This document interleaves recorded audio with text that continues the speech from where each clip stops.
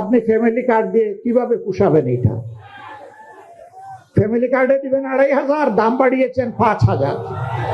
সাবধান, ঢোকার পথে পা বাড়াবেন না। আমাদের সাফ কথা, যে গণভোটে জনগণ ৭০ ভাগ রায় দিয়েছে, সেই একই দিনের ভোটে আপনারা সরকার বলে এখন দাবি করছেন। ওই গণভোট না থাকলে এই সরকারও মানা হবে না। ওই গণভোট যদি ব্যর্থ হয়, সরকারকেও ব্যর্থ করে দেওয়া হবে। ওই গণভোট মানতে আপনাদেরকে জনগণ বাধ্য করবে ইনশাআল্লাহ। আপনারা ৯১ সালের পরে ক্ষমতায় এসে বুঝেন নাই কাকে কেয়ারটেকার সরকার বলে। শেষ পর্যন্ত বুঝেছেন ঠিকই। আমরা বলবো জাতির ক্ষতি করে বুঝবেন না, এখনই বুঝুন। আমরা রাজপথে এইভাবে থাকতে চাই না। আমরা সবাই মিলে দেশ গড়ার কাজে অংশগ্রহণ করতে চাই।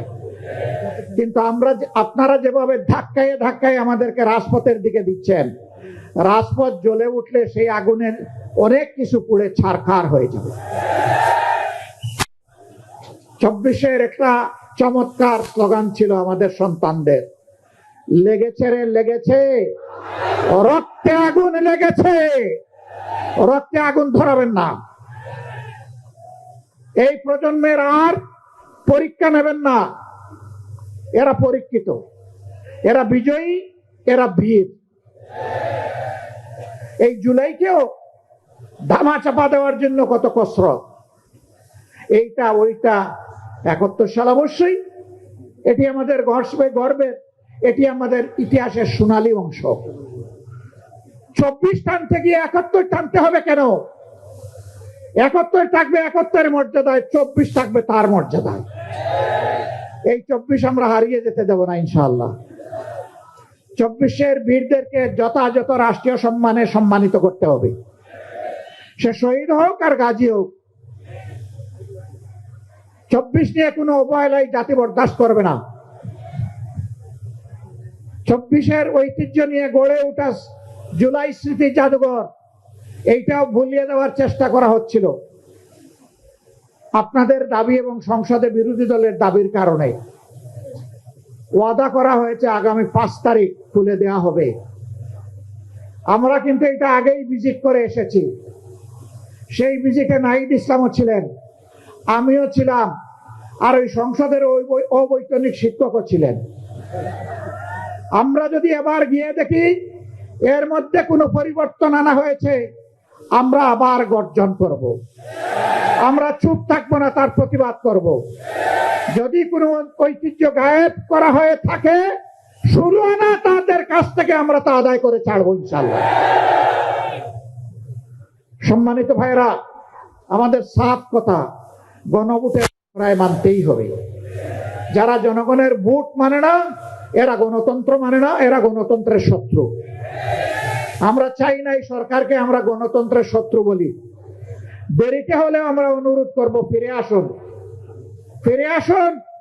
জনগণের রায়ের প্রতি আপনারা সম্মান প্রদর্শন করুন। বিরোধী দলের আসনগুলোতে বৈষম্য করা হচ্ছে। বৈষম্যের জন্য জুলাই হয়নি, বৈষম্যের কবর রচনা করার জন্য জুলাই হয়েছিল। সংসদে আমরা তার প্রতিবাদ করেছি। এই বৈষম্য আমরা মেনে নেব না, তার বিরুদ্ধে আমরা জ্বলে উঠবো ইনশাআল্লাহ। সময় থাকতে সাবধান হয়ে যান, সংশোধন হয়ে যান, মানুষের ম্যান্ডেটের প্রতি সম্মান প্রদর্শন করুন। দ্রব্যমূল্যের জাতাকলে জনগণ পিষ্ট। গ্যাসের দাম বাড়ানো হয়েছে, তেলের দাম বাড়ানো হয়েছে, বিদ্যুতের দাম বাড়ানো হয়েছে। এক একটা পরিবারের উপর ৫-৭ হাজার টাকার ট্যাক্স বাড়িয়ে দেওয়া হয়েছে। আপনি ফ্যামিলি কার্ড দিয়ে কিভাবে পুষাবেন? এটা ফ্যামিলি কার্ডে দিবেন ২৫০০, দাম বাড়িয়েছেন ৫০০০।